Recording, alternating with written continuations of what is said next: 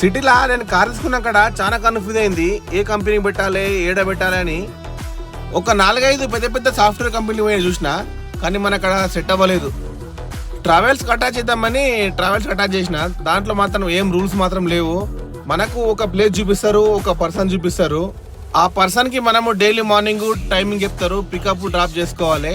Full day ఆ సార్తోనే ఉండాలి. మనం ఎంత నీట్గా ఉంటామో మన వెహికల్ కూడా అంతే నీట్గా ఉంచుకోవాలి. ఎవరైనా కానీ కస్టమర్ కానీ ఎవరైనా సార్ వాళ్ళు ఎక్కితే మాత్రం బండి అయ్యప్ప ఇలా ఉంది అనద్దు, చాలా బాగా పెట్టుకోవాలి. పేమెంట్ విషయంలో మాత్రం మోసం ఏం లేదు. కరెక్ట్ 1 మంత్కి 1 మంత్ 10 డేస్కి మాత్రం అయిపోతుంది. మనం డ్రైవింగ్లో ఉన్నప్పుడు సార్ వాళ్ళు ఉన్నప్పుడు మనము మొబైల్ మాత్రం అస్సలు యూజ్ చేయొద్దు. అది వాళ్ళకు మంచిదే, మనకు మంచిదే. నా సజెషన్ ప్రకారం మాత్రము మీరు కార్ తీసుకుంటున్నారా, కార్ తీసుకుంటే మాత్రం పక్క ట్రావెల్స్కి అటాచ్ చేసుకోండి.